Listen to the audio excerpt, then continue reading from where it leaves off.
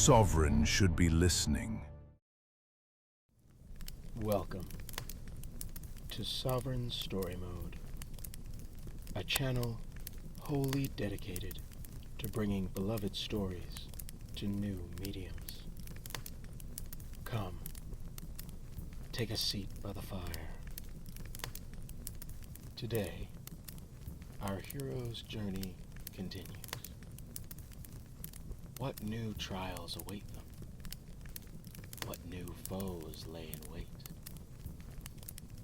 I hope you enjoy.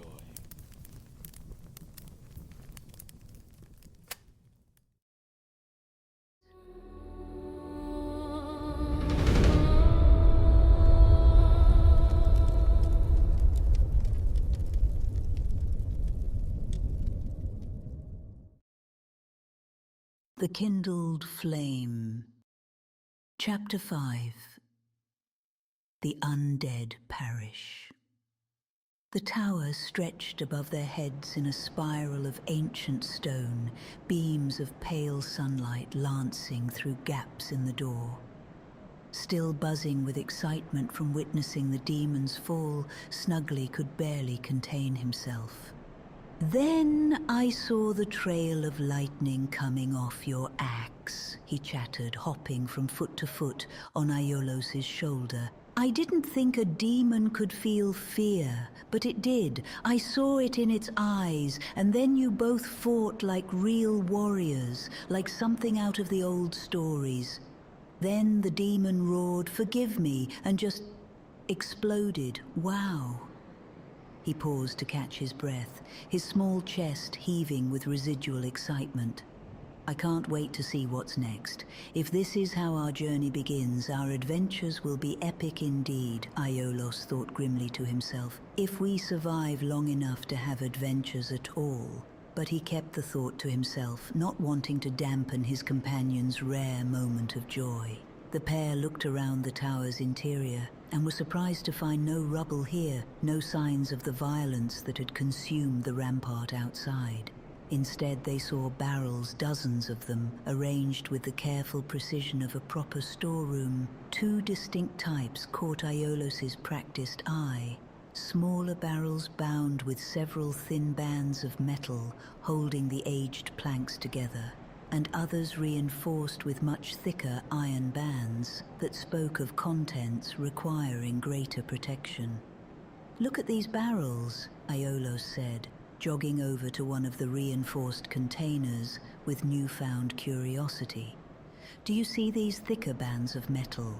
That usually means there's something worth drinking inside." "How do you know that?" Snuggly asked, tilting his head with genuine curiosity. "My uncle traveled to a distant land once on a trading venture," Aiolos explained, running his calloused fingers along the barrel's rim with the reverent care of a man who hadn't tasted proper drink in far too long. He returned with several barrels just like these, loaded onto his wagon. "He taught me the difference. Thinner bands usually mean food or spices, something light. Thicker bands mean water or wine, something with real weight that needs proper containment." He gave the barrel's lid a testing nudge, and the entire container shifted with unsettling ease, far too light for something meant to hold liquid.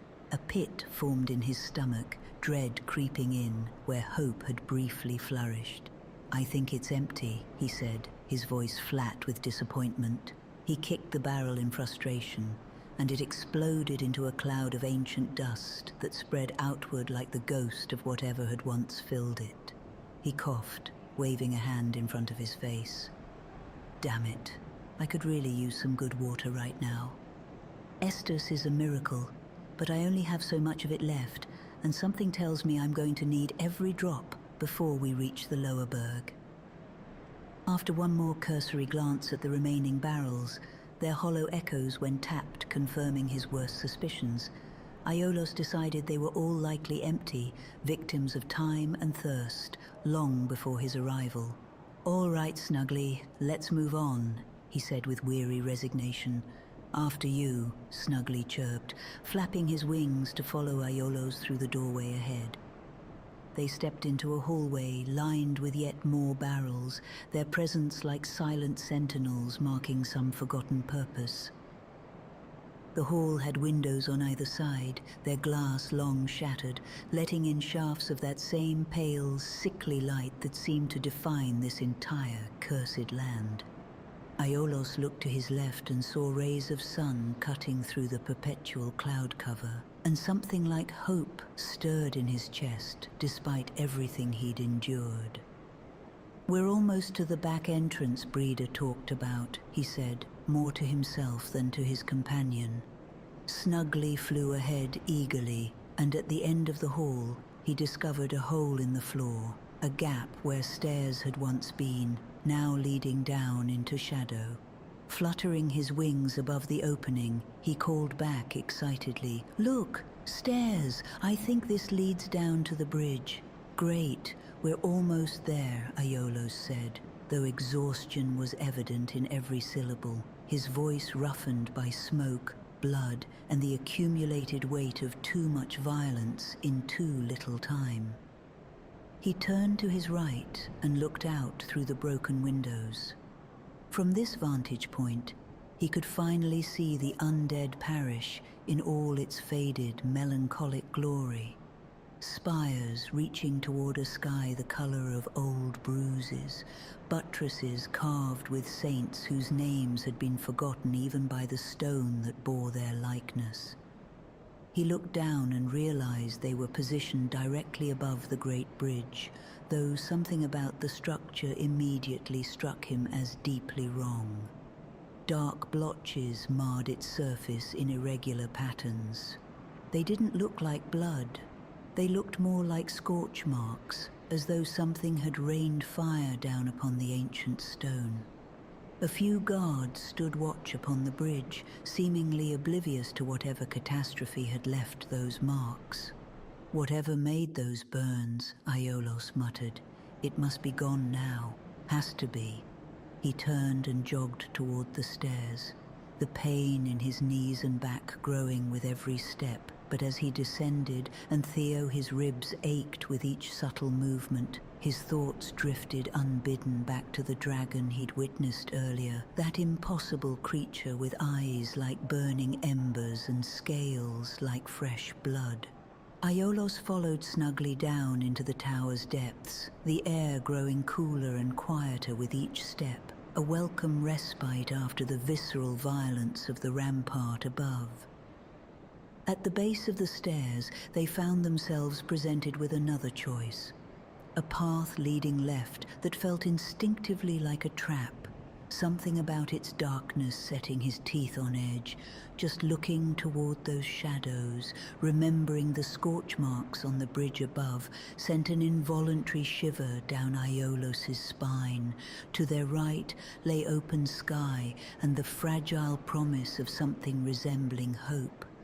Directly across from them stood a weathered door, its wood swollen with age and moisture. They stepped outside onto the massive bridge itself. He looked to his left and finally saw the full scope of the great bridge, the guards standing their eternal watch, and the parish looming beyond in silent, faded majesty. They stepped forward toward the door. Snugly flew ahead and perched on the archway's frame, his small talons finding purchase in weathered stone. "Try the door. Surely this is the path to the lower burg, like Breeder said." "I think you're right," Aiolos said, a note of genuine hope creeping into his voice for the first time in what felt like ages. "We finally made it." He reached for the iron handle and turned it. Locked. "No!" Dread washed over him like ice water, and the memory of another locked door flashed unbidden through his mind. Acantha, his friend from the asylum cell. She had been injured herself and would have surely died a gruesome death if she had left the asylum. "Not again, not again," he repeated, his voice cracking slightly. "We have to find the key. There has to be one somewhere." "Do not despair," Snugly said, his voice gentle but firm. "We'll find the key. I'm sure it's somewhere in the parish itself." "Yeah," Aiolos said, forcing himself to breathe to steady the racing of his heart. No giving up hope, not now, not after everything. Aiolos and Snuggly turned to their right and discovered a balcony overlooking the vast, endless sea of clouds that surrounded Lordran on all sides. An ocean of white and grey stretching to a horizon that seemed to curve away into infinity itself. "Look there," Snuggly said, his voice brightening. "Things are already looking up. We'll find a way through this." "I hope you're right," Aiolos replied, though doubt still coiled in his gut like a serpent. The balcony before them was a marvel of architecture from an age when men had built things intended to last millennia. Stone carved with such precision that even centuries of decay had failed to erase the artistry entirely. Aiolos stepped out onto the balcony, placing his shield on his back and sliding his axe into his belt loop, the weapon's familiar weight a small comfort even now. He walked over to the banister and looked out at that endless sea of clouds, stone railings worn smooth by countless hands over countless years, framed a vista that stretched to a horizon lost in haze. "Wow," he thought, his breath catching despite everything. "The land of the gods was everything you said it would be, Father. A place that, while still tethered to the earth, stood so high it seemed to touch the very heavens themselves. You were always better with words than I ever was. Ha ha ha." The memory of his father's voice, warm and distant now, brought an unexpected ache to his chest. "It's beautiful, isn't it?" Snuggly said, landing gently on his shoulder. Then, with sudden alertness, "Hey, look, who's that?" Aiolos looked down toward a slightly lower balcony and saw a man silhouetted against the dying sun. The figure stood tall, dressed in burnished armor that gleamed even in the failing light armor far different from anything worn by the hollows they had encountered thus far. It was fully polished, almost pristine, as though newly forged. A red feather jutted proudly from his helmet, and what appeared to be green fur adorned his shoulders, like a mantle of authority. "He doesn't look hollow," Snuggly said, excitement creeping into his voice. "Let's see if he's friendly. Hehehe." Aiolos nodded in agreement, cautious hope stirring alongside his wariness. The man was tall and powerfully built, his chainmail catching the fading light in scattered glints of silver. A feathered plume crowned his helmet, and upon his chest blazed the symbol of a sun rendered in gold and enamel. A beacon of warmth in this cold, dying land. Everything about his bearing spoke of nobility, of purpose, of an inner light that the curse had not yet managed to fully extinguish. "Hello?" Aiolos called out, his hand resting casually on his axe hilt, ready but not aggressive. Friend or foe? The armored figure turned toward the sound, and even through the helmet's visor, Aiolos could sense the warmth of a smile. "Ah, hello there," the man replied, his voice rich with genuine welcome. "You don't look hollow." He looked Aiolos up and down with evident approval. "Far from it. I am Solaire of Astora, an adherent of the Lord of Sunlight." "Wow," Snuggly breathed. "A true Knight of the Sun." "Now that I am undead," Solaire continued, seemingly unbothered by this admission, "I have come to this great land, the birthplace of Lord Gwyn himself, to seek my very own son." "Your son?" Aiolos asked, confusion evident in his voice. "You're looking for a child?" Solaire's laughter was warm and genuine, the first truly pleasant sound Aiolos had heard in longer than he cared to remember. A sound utterly incongruous with the decay and death that surrounded them. "Ha ha ha. No, no, my friend. My son, my very own source of light and glory." He cocked his head slightly, an oddly endearing gesture from a man in full plate armor. "Do you find that strange? Well, you should. No need to hide your reaction. I get that look all the time, I assure you." The knight turned and gazed upward at the actual sun, now little more than a pale, struggling disk, fighting to pierce the eternal haze that choked this cursed realm. "We were brought here by a Corvian of Velka," Aiolos said, still trying to process this strange, cheerful man in a land of despair. "Whoever she is, we're searching for a vessel of the gods so I can find my way home." "But you can't mean," Snugly interjected, You're your very own son?" The hawk thought for a long moment, clearly puzzled. "There's only one, though," Snugly said aloud in confusion. "You say you seek a vessel, an item of the gods themselves. Well, the road I travel follows the path of Lord Gwyn himself.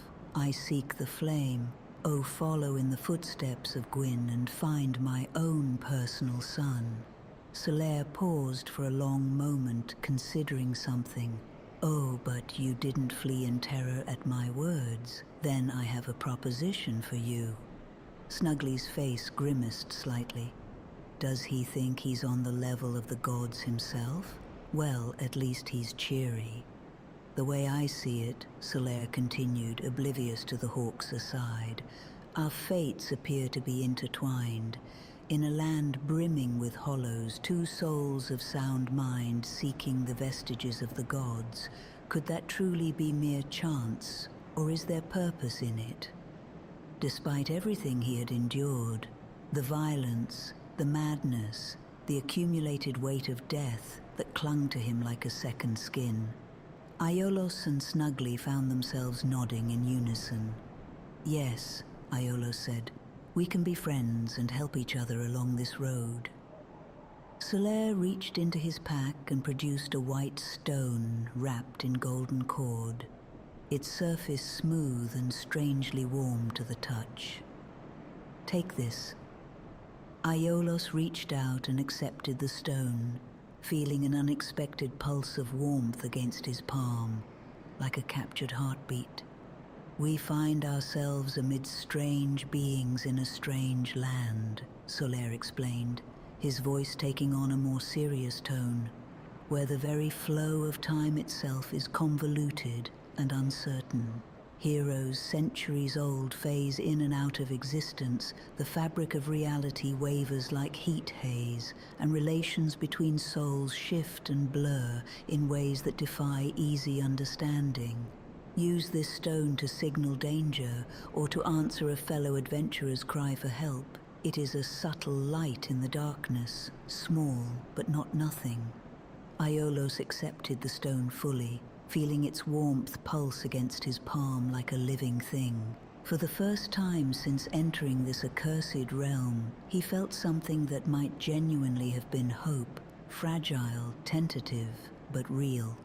"Now go," Solaire continued, his gaze returning to the pale disk of sun above. "I must remain here for now." He seemed to drift into contemplation. "The sun is a wondrous body, like a magnificent father. If only I could be so gloriously incandescent myself." Aiolos looked up toward that struggling sun and thought, this land is mad, but at least there is still hope here, however strange its source. As Aiolos prepared to leave, he looked back at the knight standing alone against the dying light, his golden armor catching the last rays like a beacon against the encroaching dark. There was something tragic about the figure, a man chasing his own impossible dream, in a world where dreams went to die, where hope itself seemed like a cruel joke played by indifferent gods. But perhaps, Aiolos thought, that persistence in the face of absurdity was what made him a true warrior in the deepest sense. As they climbed back up the steps toward the bridge, Snugly said thoughtfully, "I have a good feeling about him, but he does seem eccentric." "Eccentric? What's that mean?" "Eccentric. It means he's a bit mad, in a harmless way." "Oh," Aiolos considered this. "He seemed fine to me. We've had to fight far more eccentric creatures throughout the burg. Far madder than him, certainly." "Ha ha," Eccentric, Snugly repeated, testing the word. You'll have to work on that pronunciation, but I guess you're right. He's definitely the only bright spot we've found in this entire miserable place. The bridge stretched ahead of them, guarded by more hollows and whatever other horrors lurked in the gathering shadows. But now Aiolos carried more than just weapons and desperation. He carried the memory of a demon's death, the crackling power of its harvested soul, and the fragile promise that somewhere in this nightmare, genuine light still existed, however eccentric its bearer might be. He stepped onto the bridge, ready to face whatever horror came next. Behind him, Solaire continued his solitary vigil, and above them both, the sun prepared to set on another dying day in the world of Lordran. The sound came without warning, a rush of air like a hurricane given voice, followed immediately by heat so intense it turned the stone beneath his feet nearly molten. Aiolos threw himself flat as a wall of fire swept overhead, close enough to singe his hair, the dragon's roar echoing across the ramparts like the voice of apocalypse itself, given terrible physical form. When the flames finally cleared, he rolled over and found himself staring up at something torn from the age of legends, the red drake perched atop the far tower, its wings spread wide enough to blot out what remained of the failing sun. This was no demon, no mere hollow soldier. This was one of the ancient powers, a child of the everlasting dragons that had ruled this world before gods or men had ever drawn breath. The creature reared back, preparing for another devastating blast, and Aiolos knew with bone-deep, absolute certainty that he could not survive a second such attack. Desperately, he rolled toward the side of the bridge where broken stairs descended beneath the stone span, seeking any cover from the coming inferno. He almost made it. The wall of superheated air preceding the actual flames caught him mid-leap, hurling him down the stairway like a discarded rag doll. His head struck stone with a sound like breaking pottery, and darkness rushed up to claim him with merciless speed. Then there was nothing but darkness, and within that darkness, nightmares. Aiolos sat up and found himself home in his village on the night of the fire festival, his birthday.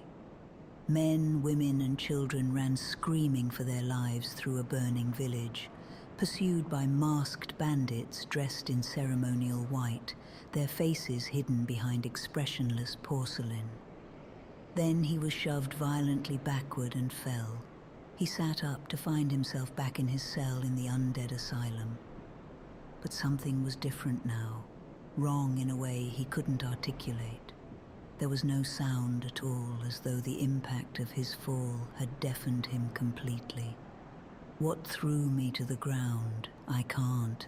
He blinked, and suddenly he was standing in the banquet hall, looking up at the Asylum Demon as it prepared to bring its massive hammer down upon him.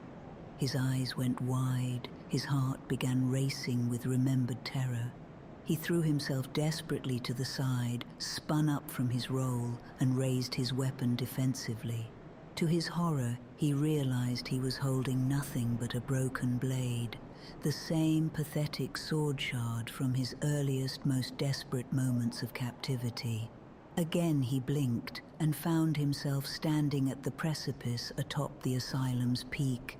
The giant corvian descended from above, its massive talons opening to receive him. He closed his eyes against the vertigo, and when he opened them again, he stood upon the high wall of the undead burg. His blood ran cold.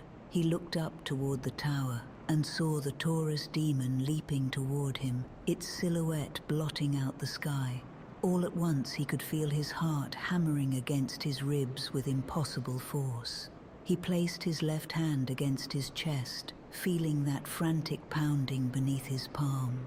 He tried to turn and run, but his legs refused to obey. He looked down in growing horror.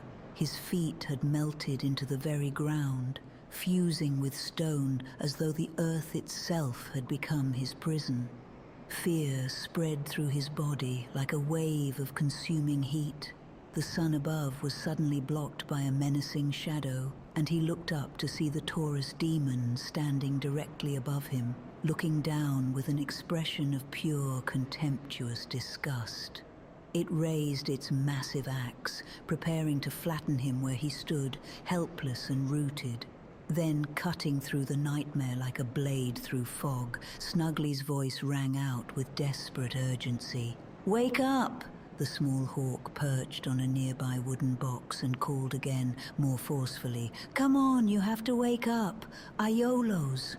As if released from invisible chains by the sound of his friend's voice, Aiolos jerked upright in a sudden panic, throwing his arms up as if to block an incoming attack that existed only in his fading memory. Snuggly flew over immediately, flapping his wings frantically in front of Aiolos's face. "It's all right. It was just a nightmare. You're okay. You're safe." Aiolos opened his eyes fully, his heart still pounding with residual terror. He looked around, disoriented, and saw wooden rafters stretching above him. He was in some kind of storage room, dust motes drifting through shafts of dim light. A staircase led upward toward a source of illumination. "Ow, what hit my head?" Aiolos groaned as the immediate panic subsided into something more manageable. He raised a trembling hand to gingerly touch the side of his skull, wincing at the tender lump he found there. "You did," Snuggly said with a small giggle, relief evident beneath the humor, "when you got knocked down the stairs by that red drake that appeared out of nowhere and blew fire across the entire bridge." "Well," Aiolos said, still rubbing his head gingerly, "I suppose I'm lucky to be alive then." "Is the dragon still on the bridge?" he asked after a moment. "I think so," Snuggly replied, his voice cautious. They climbed the stairs with deliberate, exaggerated caution, pausing at the top to peer carefully through the opening that led back onto the bridge proper. The dragon was indeed still there. A magnificent and utterly terrible creature, whose very presence seemed to warp the surrounding air with heat and menace.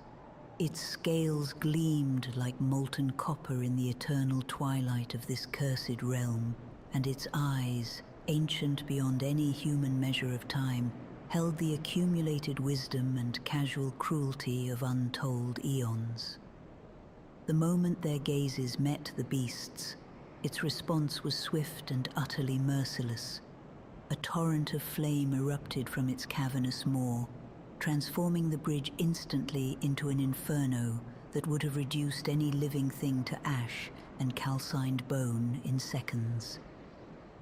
Aiolos and Snuggly threw themselves backward in unison, rolling down the stairs as superheated air seared the stone where they had stood only moments before. Aiolos's back slammed against the wall with brutal force, driving the breath from his lungs in a single agonized gasp and sending fresh spikes of pain through his already battered ribs. For several long heartbeats he could only lie there gasping, the acrid taste of smoke burning his throat and nostrils, his eyes watering from both pain and the caustic air. "Okay," they both managed between fits of coughing, staring at each other with matching expressions of grim understanding. "I guess," Aiolos wheezed. "Cough, cough, we'll have to find another way to cross that bridge." The nightmare continued to claw at Aiolos's mind like a rusted blade scraping against exposed bone, even as he fought to return to full awareness. In the fevered depths of sleep, he had witnessed again the fall of his homeland, the screaming children, the burning fields, the demons, and the endless procession of the damned marching inexorably toward inevitable darkness. The vision gnawed at the back of his consciousness, eating away at what little sanity and stability he had left after everything he'd endured. They turned around and surveyed their options. 2 doorways presented themselves, one seemingly leading toward the bridge and its draconic guardian, another leading off to the side into unknown territory. "Let's take the left one first," Snugly suggested. Aiolos looked toward the door on his right, then back at his small companion, and said with weary resignation, "I'm in no shape to argue right now. All right, I'll follow your lead." They stepped through the doorway and found another descending staircase, the sound of distant crackling flame echoing somewhere in the depths below. The pair followed the stairs down to a small wooden landing. Clearly a hasty repair job over what had once been crumbled, impassable stairs. To their left stood a rusty ladder. Looking down through the gaps in the structure, they could see a familiar bonfire and the storeroom where they had rested before. "Look below," Snugly chirped with sudden recognition. "That's the room where we roasted the potatoes. And look, there's a latch here to let the ladder down." Aiolos gave a deep, shuddering breath in relief. Aiolos kicked the latch mechanism. It gave way with a screech of protest, and the sound of metal sliding against metal rang out as the second half of the ladder slid down to connect with the floor below. "Now we can climb down properly." They descended and decided to rest by the familiar warmth of the bonfire. Sitting down heavily, every muscle aching, Aiolos checked his Estus flask. "I don't have much left. Maybe 5 sips at most. I need to find a way to replenish this soon." "Between the demon and the drake," Snugly said quietly, "we definitely needed a moment to catch our breath." The two settled down and tried to sleep, desperately hoping to recharge from the day's relentless trials and violence. Only a few hours had passed when the acrid scent of wood smoke and something disturbingly like charred flesh dragged Aiolos back to the waking world. His eyes opened to dancing flames casting writhing shadows across the crumbling stone walls. The taste of ash filled his mouth, and for one disoriented moment, he wondered if he had finally crossed the threshold into death's cold embrace. "Good, you're up," Snugly said warmly, clearly relieved. "Feeling any better?" "Yeah," Aiolos replied, stretching muscles that protested every movement. "How long did we sleep?" "A few hours, I think." Aiolos's stomach growled loudly, painfully. "I'm hungry again." "So am I," Snugly admitted. The pair looked around the storeroom. "I don't see the bag of potatoes anywhere." "I see," Snugly said after a moment's search. "It's gone. Someone or something must have taken it." After a long, weary pause, Aiolos said, "We need to get moving. Sitting here won't fill our stomachs." Agreed. They stood, joints protesting, and climbed back up the ladder to the storeroom above. They emerged once more into the storage chamber, filled with the detritus of a civilization in irreversible decline. Rotting barrels, broken crates, and the lingering stench of decay that seemed to permeate every corner of this cursed realm like a physical presence. To their left, they discovered a doorway that led to a path running beneath the bridge itself, hidden from the dragon's direct line of sight. It was a route that would require careful navigation of treacherous footing while remaining constantly alert for other dangers, but it offered hope where before there had been only the certainty of incineration.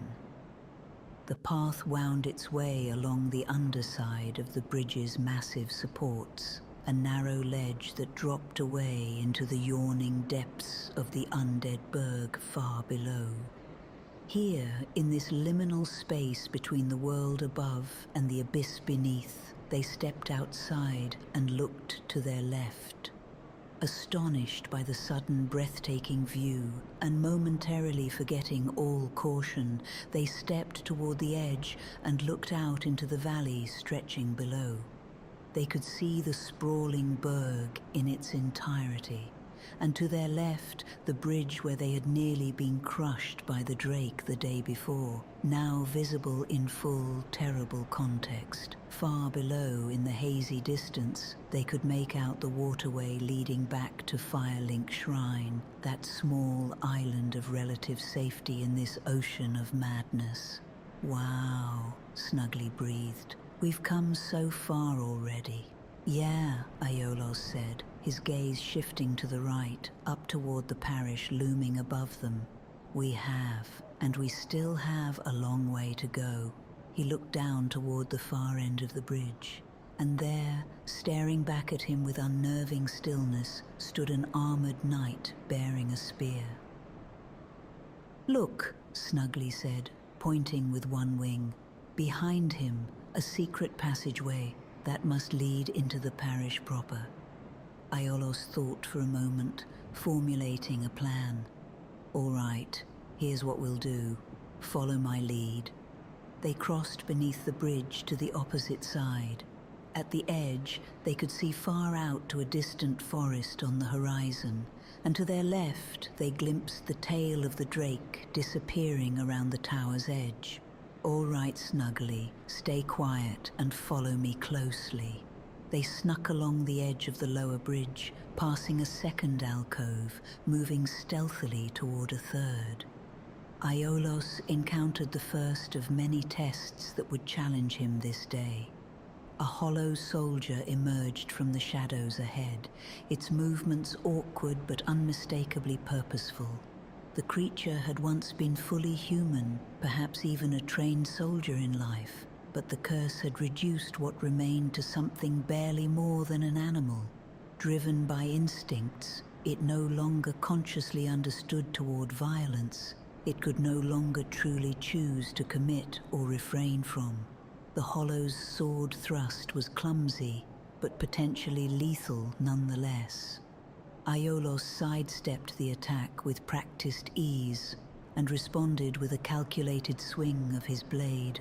The creature's already precarious balance gave way entirely, and it tumbled over the edge into the darkness below, its death rattle echoing off the ancient stone walls as it fell into oblivion.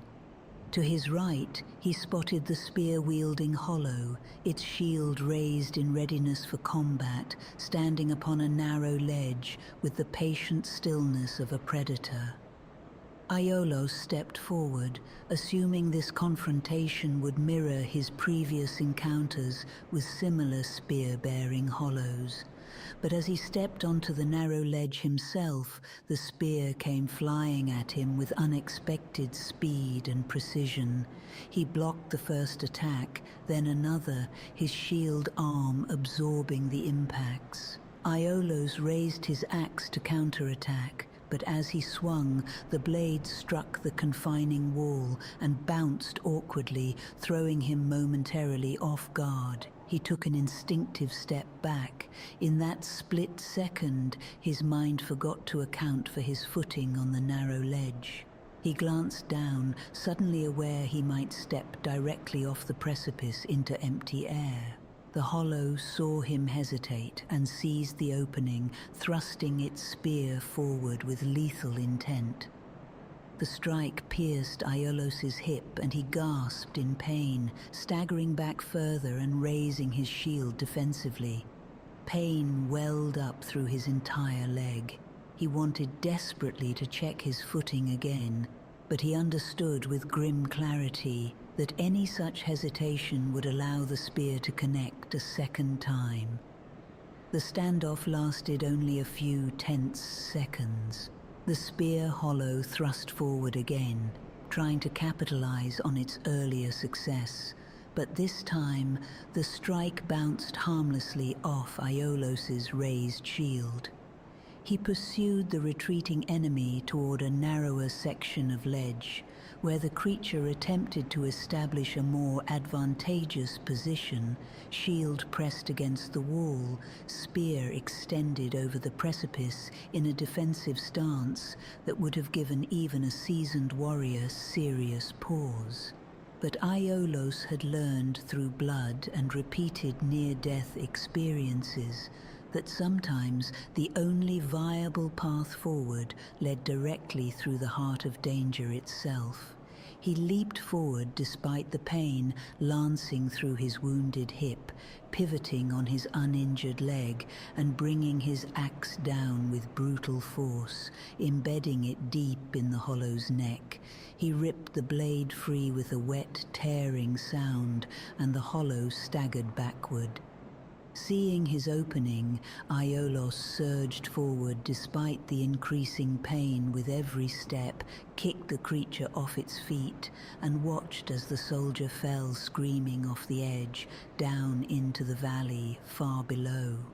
Another corpse plummeted into the endless depths as Aiolos and Snuggly continued their grim procession along this hidden, treacherous path.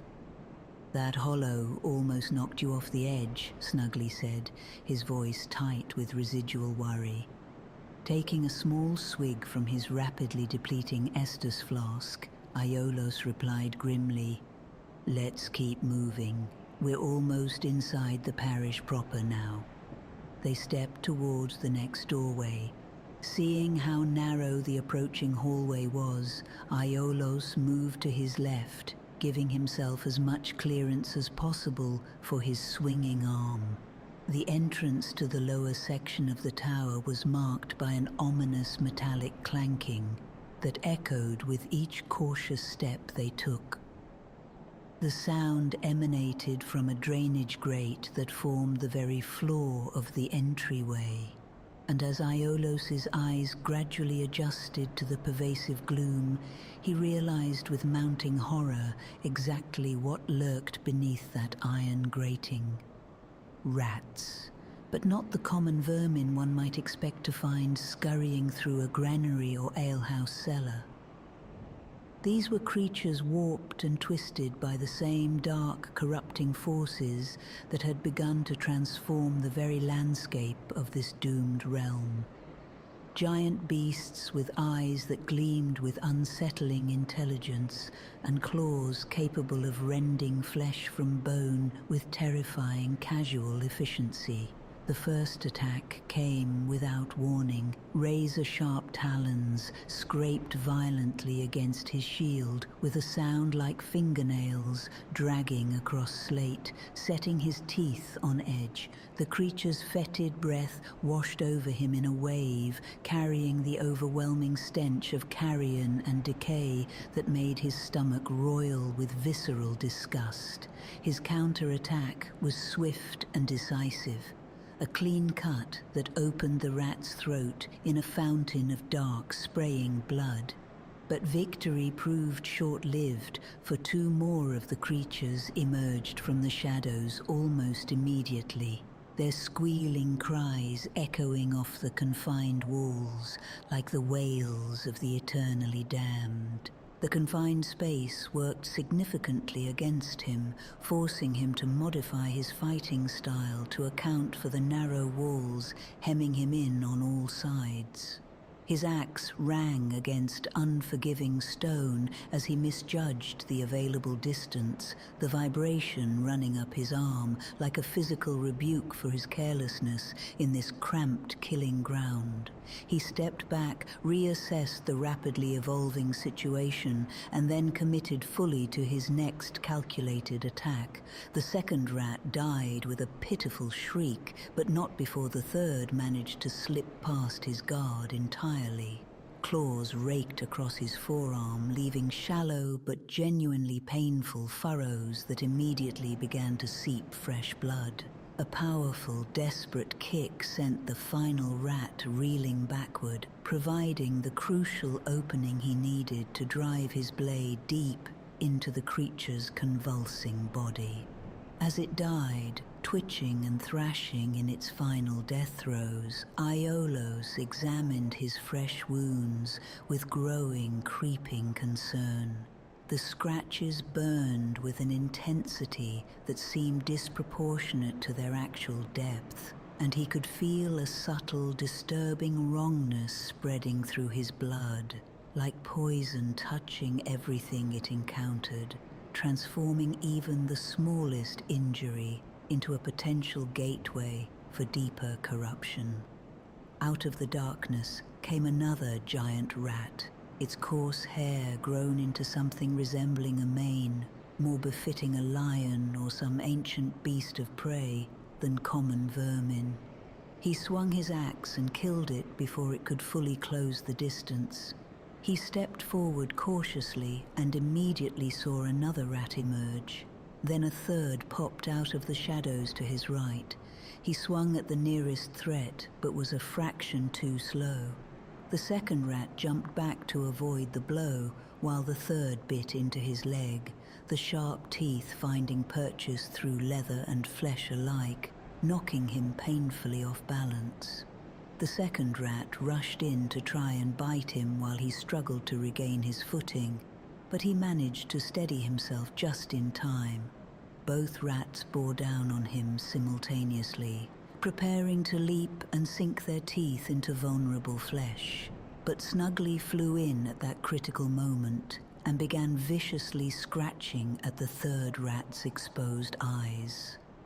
This gave Aiolos the precious moment he desperately needed.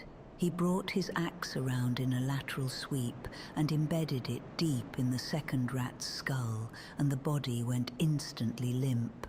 He ripped the blade free and turned toward the third. Snugly, move out of the way. The hawk darted clear, and Aiolos finished the third rat with a decisive downward strike. You're less like rats and more like actual giant beasts, Aiolos said, breathing hard as he surveyed the carnage. I don't know what's made them grow so large, but they must be eating very well here in Lordran. Yeah, Snugly agreed, examining the corpses with evident distaste. These are definitely bigger than normal rats, and considerably more disgusting to look at as well. The pair surveyed the chamber. So how do we get up to the parish from down here? In the corner, a faint glow caught their attention. They stepped forward cautiously. Look, over there, a torch. Maybe that marks the way up. The torch sat mounted on a wall within a side chamber, its flickering light illuminating a ladder that led upward into shadow. Here we go, Aiolos said, placing his shield securely on his back and sliding his axe into his belt loop before beginning the ascent. High above, in the chapel deep within the Undead Parish, a knight in burnished golden armor sat locked within a stone cell, his posture speaking of prolonged suffering and unbroken defiance. Ancient hinges shrieked in protest, and a heavy wooden door groaned under its own considerable weight as it swung open. Two sets of footsteps approached, one light and measured, the other heavy with the weight of full plate armor. Perhaps he'll be more forthcoming now that it's been a full week without food, one voice suggested. I doubt it, replied the other, gruffer and impatient. This is a waste of valuable time. We should simply kill him and be done with this charade. He was obviously meant as a sacrifice, so the others could escape. Two men climbed the narrow staircase toward the small cell. One was dressed in flowing blue and golden robes. Clearly a sorcerer of some standing who wielded an ornate trident as a walking staff.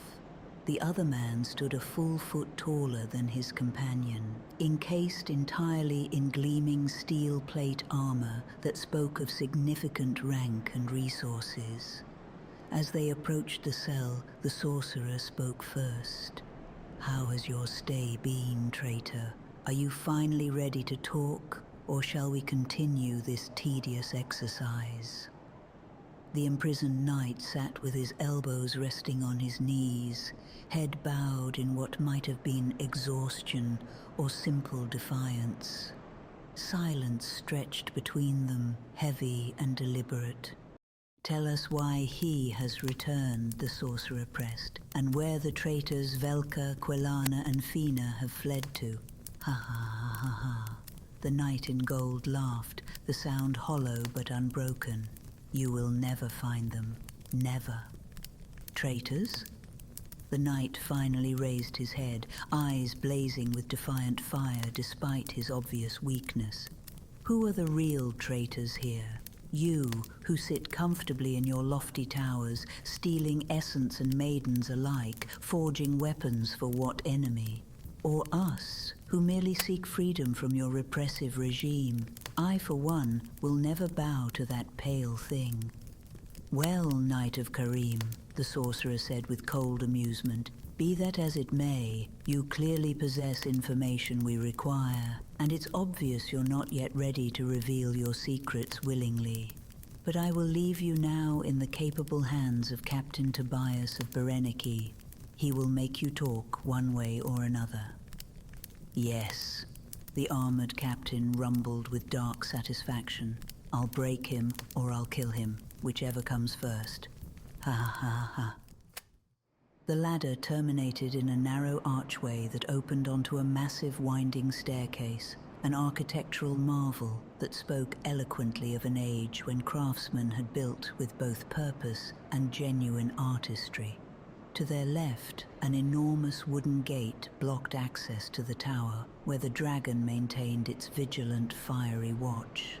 To their right, another hollow knight stood guard, its attention already focused on the approaching threat with unusual alertness.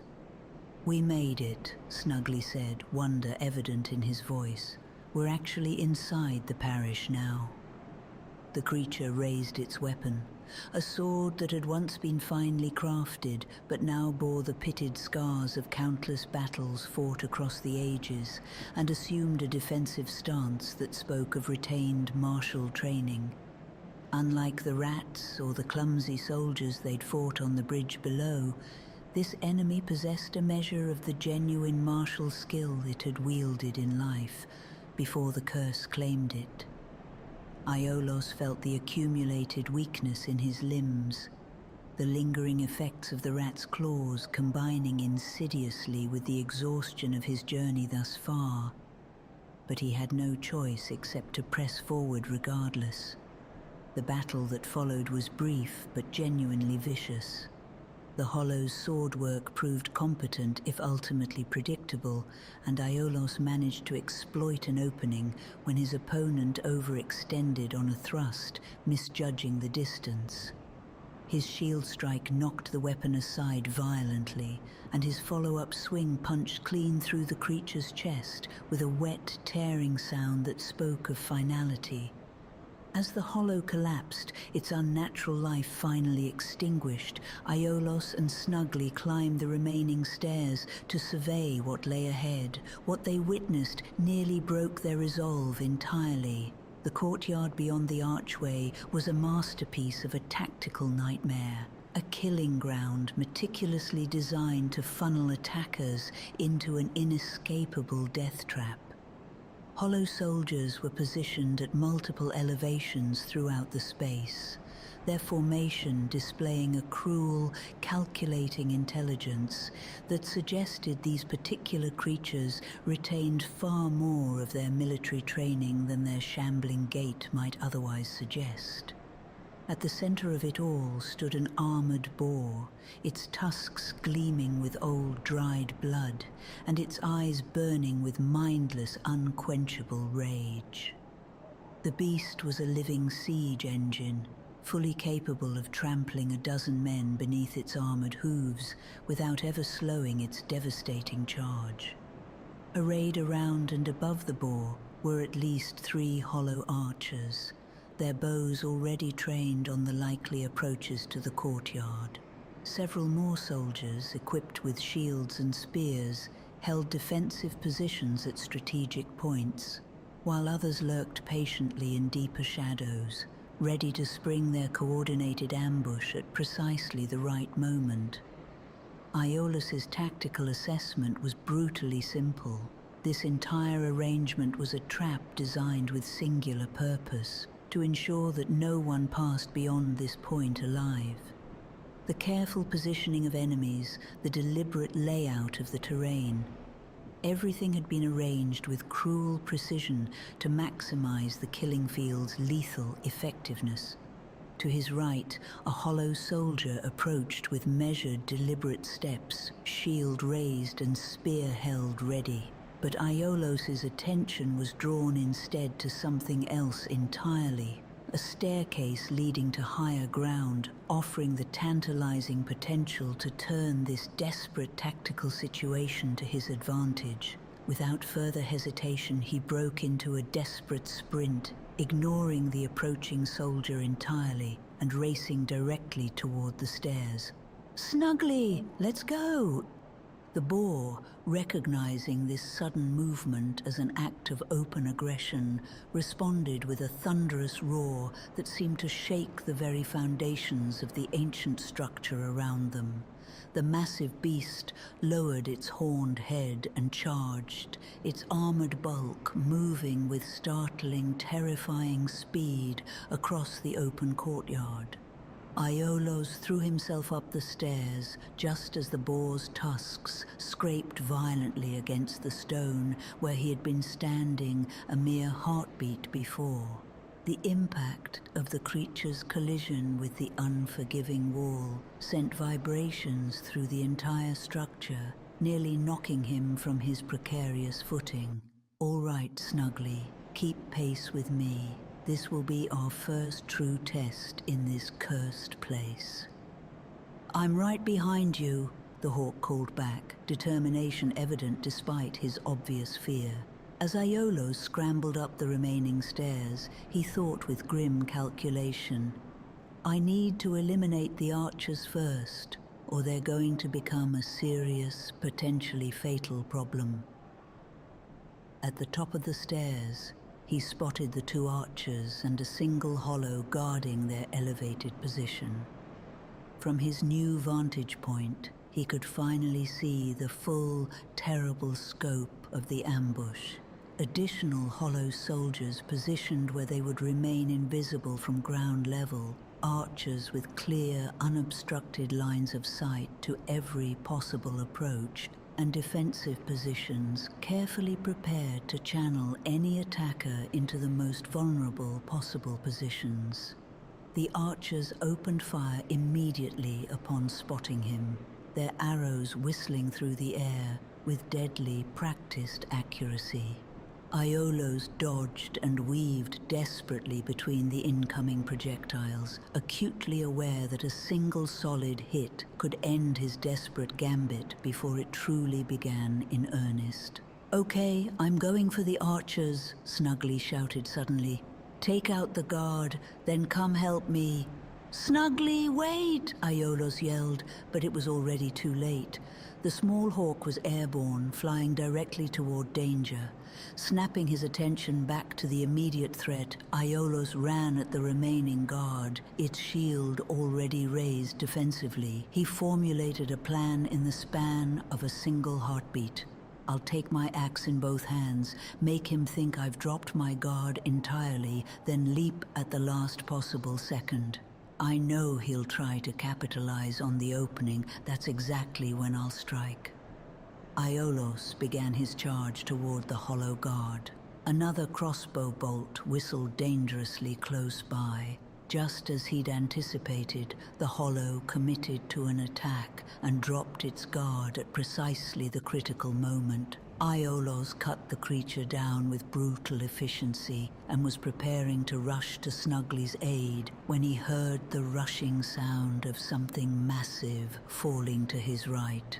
He turned just in time to see a massive wooden gate, similar to the one blocking entrance to the tower where the dragon kept its watch, slam shut with finality. To his left, he heard the sound of running footsteps and turned to see two more hollows had followed him up the stairs, cutting off his obvious retreat.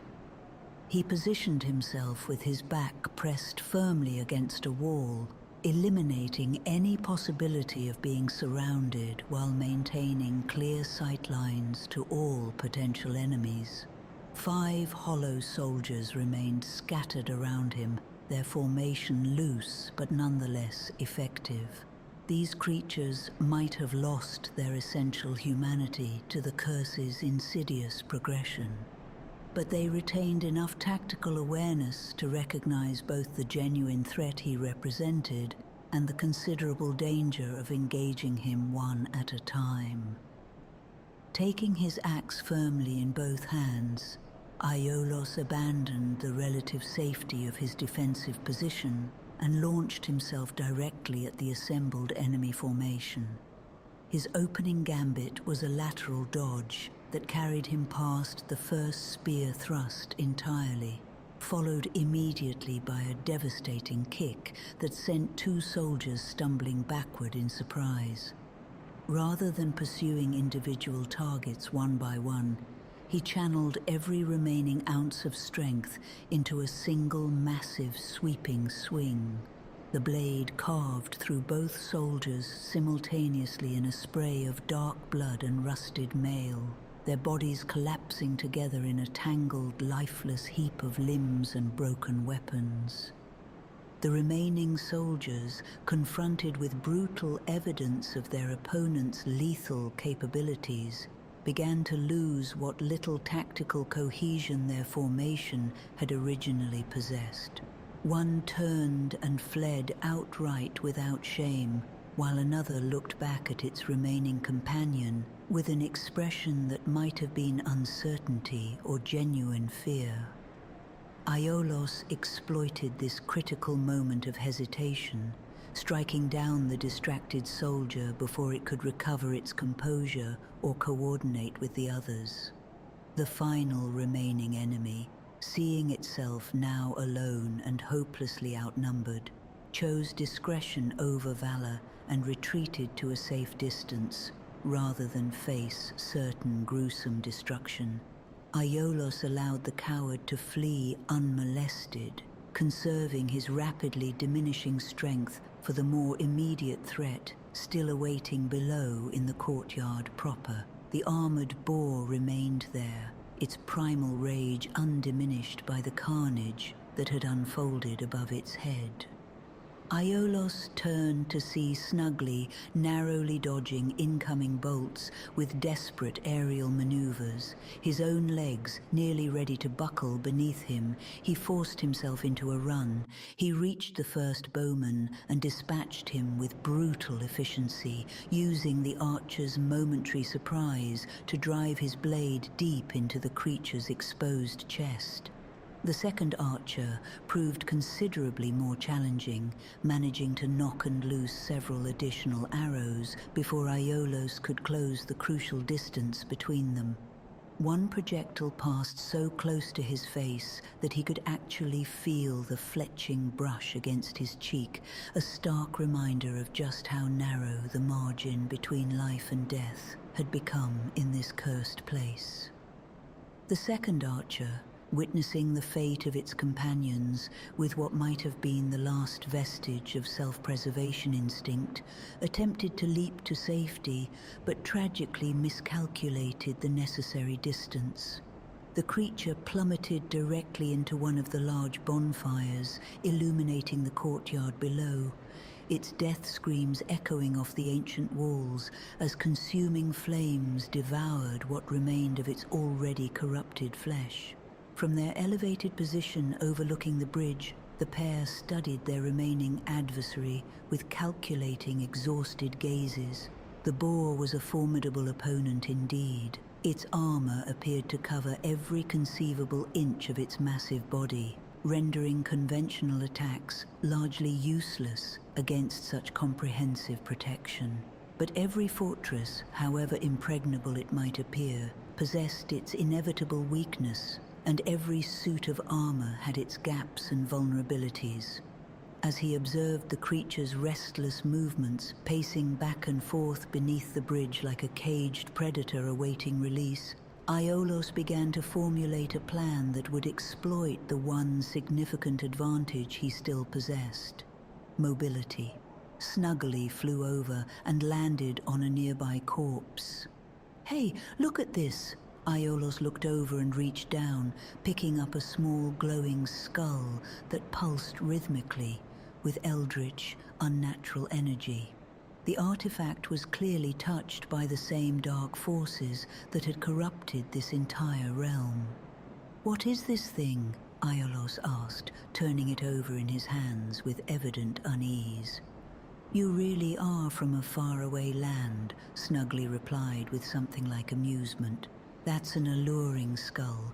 Sorcerers craft them specifically to distract mindless hollows and beasts alike. Go on, throw it, you'll see." He took one and hurled it against a nearby wall. Upon impact, it exploded, leaving behind a faint, pulsing blue glow that lingered in the air like captured moonlight. The boar snorted with sudden interest, turned toward the mysterious glow, and charged directly at the wall, ramming it repeatedly with such tremendous force that it shook the entire structure, behaving as though the wall itself were a rival attempting to steal away its mate. It bashed its heavily armored head against the unyielding stone over and over again, and after several increasingly violent attempts, it finally turned away as if satisfied, apparently having vanquished its imaginary rival, and began walking back toward the center of the courtyard. As it moved, its tail brushed carelessly against a nearby bonfire, and the bristled hair caught immediately. The boar gave little more than a cursory reaction, simply whipping its tail to douse the flame with practiced indifference. But this small incident gave Aiolos a sudden promising idea. "I agree," he said thoughtfully. "These skulls will serve as an excellent distraction." The next alluring skull arced through the air and landed squarely within one of the bonfires with a satisfying shower of sparks. The boar's reaction was immediate and violent. The creature charged directly into the flames themselves, as if responding to some deep, primal instinct that completely overrode any rational self-preservation. As the beast stood engulfed amid the fire, its armor began heating rapidly, the very tips of the metal plates starting to glow an ominous, threatening red. "If it just stays in there a minute longer," Aiolos observed with grim satisfaction, "it'll cook itself alive from the heat alone, and we'll have ourselves a proper dinner tonight." "We will?" Snugly said, pure joy evident in his voice at the prospect of actual food.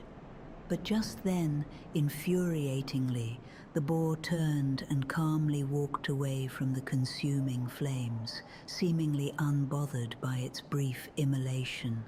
"No, no, no," Snugly groaned in obvious disappointment. "I wanted that boar meat so badly."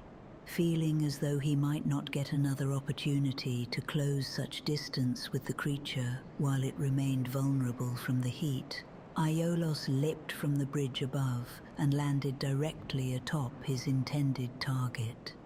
The boar's protective plating was indeed comprehensive, covering everything from snout to hoof with overlapping plates of hardened steel.